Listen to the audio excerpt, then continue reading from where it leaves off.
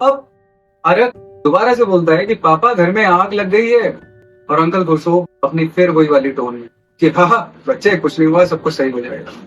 अब भाई मेरी तो सुन के ही फट रही है कि घर में आग लग गई, अंकल खुशो अपना तकिया कलाम पे ले जा रहे हैं।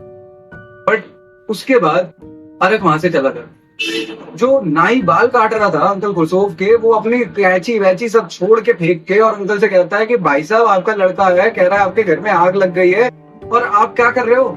और अंकल खुशोफ एकदम गुस्से में खड़े होते हैं। मैंने कहा था ना लीक होता रहता है इनका गुस्सा। ये गुस्से में खड़े होते हैं और खड़े होके बोलते हैं कि मैंने कहा ना सब कुछ सही हो जाएगा, और वहां से निकल जाते हैं। अब ये तो हाल।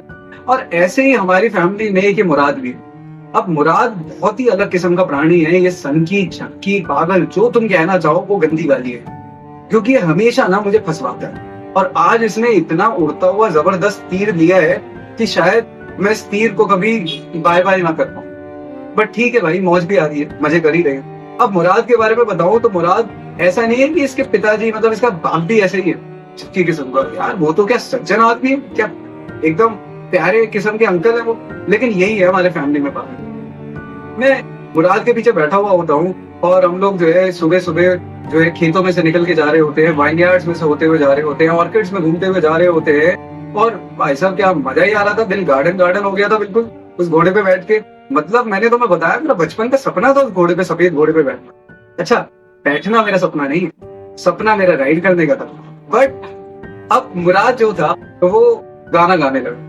अब गाना गाते गाते उसकी आवाज फटने लगी और मुझे ऐसा लग रहा था कि भाई साहब ये जो मेंढक है वो कर कर की आवाजें निकाल रहा है। बट वही होता है ना कि जब आपका बड़ा भाई कुछ प्यार से आपके लिए गेस्चर करे तो आपको बुरी चीजें भी उसकी झेलनी पड़ती। और यही चीज मैं मुराद के साथ कर रहा था। उसको बेचारे को बोल नहीं पाया कि भाई साहब तुम बम्बई नहीं आ रहे। और हम लोग जो है वो घूम रहे होते हैं उस घोड़े पे, और घूमते घूमते मुराद मुझे उतारता है और कहता उतरो। मैं पूछता हूँ कि क्या हो गया भाई, और मुराद मुझे कहता है कि अब मैं से अकेले राइड करूँ। अब अकेले राइड करने का तो मेरा भी सपना था, और मैं यही मुराद को भी बताता हूँ कि भाई देख तो अकेले राइड कर ले, बट उसके बाद मैं भी अकेले राइड करूंगा। और मुराद मुझे एटीट्यूड दिखाता है, हाँ, अकेले राइड देखा भी है कभी जीवन में, पहली बार तो घोड़ा देखा तूने, आज चला लेगा।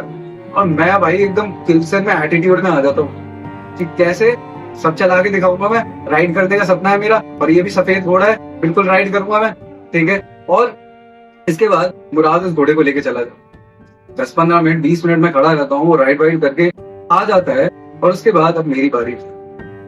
और जितना मैं कूल बन रहा था ना मुराद के आगे, जितना मैं कह रहा था ना कि मैं इस घोड़े को राइड कर लूंगा, मेरी फट गई, मेरी फट गई 4 हो गई। और 4 भी नहीं, 4 का स्क्वायर हो रहा।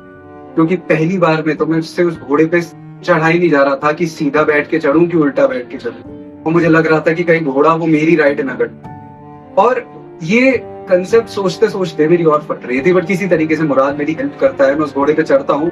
अब वो घोड़ा मुझे एटीट्यूड दिखा रहा होता है, आगे बढ़ ही नहीं रहा होता, और मुराद मुझे देख देख के हंसे जा रहा होता है, और मुझे उसको देख के किल्सन आ रही है। मैं अब किसी तरीके से उस घोड़े को आगे बढ़ाने की कोशिश करता हूँ, बट वो घोड़ा बढ़ ही नहीं रहा भाई। मुराद मुझे बताता है कि इसके पेट पे लात दे के मारा। मुझे पता नहीं था कैसे करना है, और मैं एक हचक के दे के उस घोड़े के लात मारता हूँ, और घोड़ा हिनहिनाते हुए और ऐसे 2 टांगों पे खड़ा हो जाता है। भाई अब मेरा 4 का स्क्वायर नहीं, मेरा 64 का स्क्वायर हो रखा था। मेरी फट गई कि अब ये घोड़ा मुझे गिराएगा, मुझ पे गिरेगा, और आज मेरी राइडिंग पक्की है।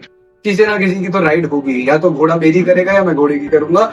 और हम लोग डर रहे होते हैं, घोड़ा भी डर रहा होता है मुझसे, मैं घोड़े से डर रहा होता हूँ, और वो 2 टांगों पे खड़ा हो जाता है और एकदम से भगाता हुआ मुझे ले जाता है। मेरी चीखें निकल रही होती हैं, और ऐसी चीखें कि जैसी लड़कियां छिपकली देख के निकालती है, उससे भी भयानक चीखें निकल रही होती है मेरी।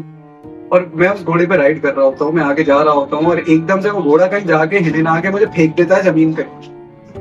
फेंकने के बाद वो आगे चला जाता है। अब मैं अपनी पीठ, अपना सर, अपना कंधा खुजा रहा होता हूँ, उसको सहला रहा होता हूँ जहां जहां चोट लगी है, और एकदम से मुराद भागता हुआ मेरे पास आता है। और भाई साहब जो गंजी गंजी गालियां दी है उसने मुझे, मैं तुम्हें क्या बताऊं, मतलब मेरे कानों में से खून आ जाता। मतलब ऐसे भाई तुमने देखे नहीं होंगे कि भाई के चोट लगी है लेकिन वो जो है वो घोड़े की चिंता कर रहा है।